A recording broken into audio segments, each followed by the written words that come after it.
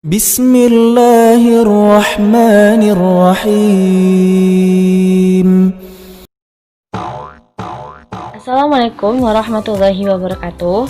Baiklah teman-teman, kembali bertemu dengan saya Nola Afrijolida dengan NIM 181408030 dari jurusan Tadris IPA Fisika Fakultas Tarbiyah dan Keguruan UIN Imam Bonjol Padang. Nah, pada mata kuliah pengembangan program pembelajaran fisika, kali ini kita akan membahas materi pokok yaitu suhu, kalor, dan perpindahan kalor pada mata pelajaran fisika Satuan Pendidikan SMA kelas 10 semester 2. Teman-teman, kalau kita ngomongin tentang suhu, pasti sering deh nemuin fenomena yang berkaitan dengan ini. Misalnya, dari kecil, kita tahu bahwa es yang dingin, terik matahari, dan api yang panas. Nah, teman-teman, semua fenomena tersebut adalah fenomena yang berhubungan dengan suhu. Tapi, bagaimana dengan kalor? Apakah teman-teman pernah dengar tentang kalor? Nah, kali ini kita akan bahas mengenai suhu dan kalor. Teman-teman sekalian, kalau teman-teman megang es, pasti bakalan merasakan dingin kan?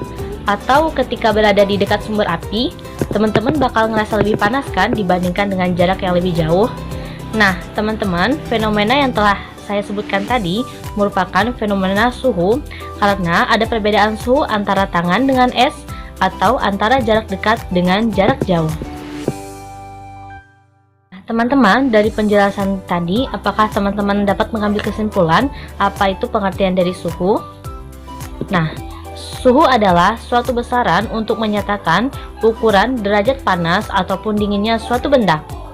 Nah, sebagai gambaran tentang suhu, misalnya saat kita mandi menggunakan air hangat.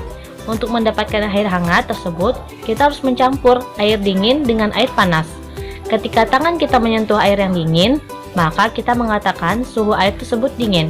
Dan ketika tangan kita menyentuh air yang panas, maka kita katakan suhu air tersebut panas. Nah, ukuran derajat panas dan dingin suatu benda tersebut kita nyatakan dengan besaran suhu. Teman-teman sekalian, suhu termasuk besaran pokok loh. Nah, alat untuk mengukur besarnya suhu suatu benda disebut dengan termometer. Di layar teman-teman telah terdapat gambar dari termometer ya. Nah, teman-teman, termometer yang umum digunakan adalah termometer zat cair dengan pengisi pipa kapilernya adalah raksa atau alkohol. Nah, teman-teman, pertimbangan dipilihnya raksa sebagai pengisi dari pipa kapiler termometer ini adalah sebagai berikut. Yang pertama, raksa tidak membasahi dinding kaca. Yang kedua, raksa merupakan penghantar panas yang baik. Yang ketiga, kalor jenis raksa rendah. Akibatnya dengan perubahan panas yang kecil cukup dapat mengubah suhunya. Yang keempat, jangkauan ukur raksa lebar karena titik bukunya min 39 derajat Celcius dan titik didihnya 357 derajat Celcius. Teman-teman sekalian, sekarang kita akan masuk kepada pengukuran suhu. Teman-teman, untuk mengukur suhu suatu benda, kita menggunakan alat yang disebut dengan termometer. Nah, dalam pengukuran suhu suatu benda akan menghasilkan 4 satuan suhu, yaitu Celcius, Fahrenheit, Reaumur, dan juga Kelvin. Nah, sekarang kita akan bahas ya masing-masing dari 4 suhu tersebut. Nah, yang pertama kita akan jelaskan yang pertama yaitu Celcius. Teman-teman, Celcius ini adalah skala pengukuran suhu yang paling banyak digunakan di seluruh dunia. Dan nama Celcius sendiri telah diambil dari nama Andreas Celsius dengan lambangnya yaitu C. Di mana titik paling bawahnya yaitu 0 derajat Celcius dan titik didih airnya yang paling tinggi yaitu 100 derajat Celcius. Kita masuk yang kedua yaitu Fahrenheit. Nah, skala kedua hasil pengukuran suhu yang akan kita jelasin itu yaitu Fahrenheit, di mana skala ini telah digunakan di beberapa negara seperti Inggris, Kanada, Amerika, dan beberapa negara Eropa lainnya. Teman-teman, berbeda dengan Celcius. Kalau Celcius memiliki titik bawahnya yaitu 0 derajat, maka kalau Fahrenheit ini memiliki titik bawahnya yaitu 32 derajat Fahrenheit. Nah, kalau di Celcius punya titik didihnya atau titik atasnya 100 derajat Celcius, maka di Fahrenheit memiliki titik didih airnya yaitu 212 derajat Fahrenheit. Jadi rentang pengukuran suhu pada Fahrenheit yaitu antara 32 sampai 212 Fahrenheit dengan skalanya sebesar 180. Nah, yang ketiga ialah skala Reaumur. Teman-teman, skala Reaumur ini berbeda dengan dua satuan sebelumnya karena pengukuran suhu pada Reaumur itu memiliki rentang waktu yang lebih pendek. Titik beku airnya suhu Reaumur yaitu 0 derajat Reaumur, namun titik didihnya yaitu pada suhu 80 derajat Reaumur. Jadi, rentang pengukuran suhu Reaumur adalah 0 sampai 80 derajat Reaumur dengan skala sebesar 80. Selanjutnya kita masuk ke skala keempat yaitu Kelvin.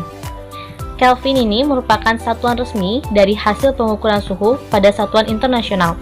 Jadi untuk satuan suhu internasional kita mengambil Kelvin ya. Nah, Kelvin ini menjadi standar acuan dari pengukuran suhu-suhu yang memiliki nilai negatif, sedangkan Kelvin tidak memiliki nilai negatif. Dan untuk titik beku air pada pengukuran Kelvin yaitu sebesar 0 Kelvin atau dikenal dengan suhu 0 mutlak karena nggak ada pergerakan molekul sama sekali, dan titik didihnya sendiri pada pengukuran Kelvin yaitu 273 Kelvin. Nah, untuk rentang pengukuran suhu pada Kelvin yaitu 0 sampai 273 Kelvin. Nah, teman-teman, selanjutnya kita masuk kepada pembahasan kalor ya.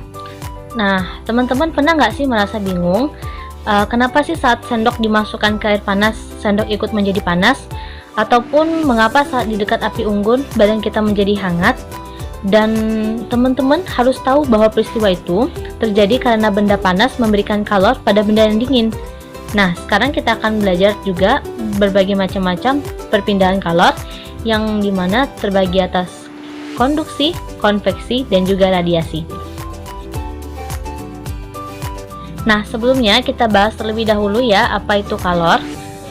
Panas atau kalor ialah suatu energi yang berpindah dari suhu yang tinggi ke suhu yang rendah. Nah, kalor ini memiliki satuan internasional teman-teman yang biasa kita sebut dengan Joule. Benda-benda di sekitar kita ada yang bisa menghantarkan panas dan ada juga yang tidak bisa menghantarkan panas. Benda yang dapat menghantarkan panas disebut dengan konduktor. Contohnya ialah tembaga, besi, air, timah, dan aluminium. Sedangkan benda-benda yang tidak bisa menghantarkan panas disebut dengan isolator. Kita contohkan dengan plastik, kain, kayu, karet, kertas, ban, dan lainnya. Nah, teman-teman, sekarang kita akan fokus kepada perpindahan kalor. Perpindahan kalor ini dapat terjadi secara konduksi, konveksi, dan radiasi. Nah, sekarang kita akan bahas masing-masingnya ya. Pertama kita bahas terlebih dahulu yaitu konduksi.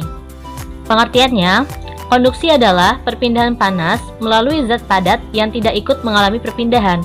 Artinya, perpindahan kalor tersebut tidak disertai dengan perpindahan partikel-partikelnya. Apa contoh dari konduksi? Yang pertama, benda yang terbuat dari logam akan terasa hangat atau panas jika ujung benda dipanaskan. Misalnya ketika kita memegang kembang api yang sedang dibakar, atau ketika kita sedang memegang sendok yang terdapat pada air panas, maka ujung dari sendok tersebut akan ikut juga menjadi panas. Selanjutnya kita contohkan yaitu knalpot motor menjadi panas saat mesin dihidupkan. Selanjutnya tutup panci menjadi panas saat dipakai untuk menutup rebusan air, dan mentega yang dipanaskan di wajan menjadi meleleh karena panas. Selanjutnya kita masuk kepada perpindahan kalor yang kedua, yaitu konveksi. Pembahasannya, konveksi adalah perpindahan panas melalui aliran yang zat perantaranya pun ikut berpindah. Jika partikel berpindah dan mengakibatkan kalor merambat, maka terjadilah konveksi. Nah, konveksi ini dapat terjadi pada zat cair dan juga gas, yaitu udara atau angin. Di sini kita dapat mencontohkan yaitu gerakan naik dan turun air ketika dipanaskan. Ketika air mendidih, yaitu gerakan air naik dan turunnya. Yang kedua, yaitu gerakan naik dan turun kacang hijau, kedelai, dan lainnya ketika dipanaskan. Contohnya saat kita sedang memanaskan air ataupun kacang hijau, maka akan ada gerakan naik dan turun dari kacang hijau atau kedelai tersebut. Selanjutnya yaitu proses terjadinya angin darat dan juga angin laut. Selanjutnya gerakan balon udara, dan yang terakhir ialah asap cerabong pabrik yang membumbung tinggi. Selanjutnya kita masuk kepada perpindahan kalor yang ketiga, yaitu radiasi. Nah, perpindahan kalor secara radiasi ini yaitu perpindahan kalor tanpa zat perantara. Nah, radiasi ini adalah perpindahan panas tanpa melalui zat perantara. Radiasi ini biasanya disertai dengan cahaya. Nah, contoh dari radiasi ialah panas matahari sampai ke bumi walau melalui ruang hampa. Yang kedua, tubuh terasa hangat ketika berada di dekat sumber api. Yang ketiga, meneteskan telur unggas dengan lampu. Dan yang keempat, pakaian menjadi kering ketika dijemur di bawah terik matahari. Nah, teman-teman, sekian video saya tentang suhu, kalor, dan perpindahan kalor. Semoga bermanfaat ya. Jazakumullah khairan. Wassalamualaikum warahmatullahi wabarakatuh.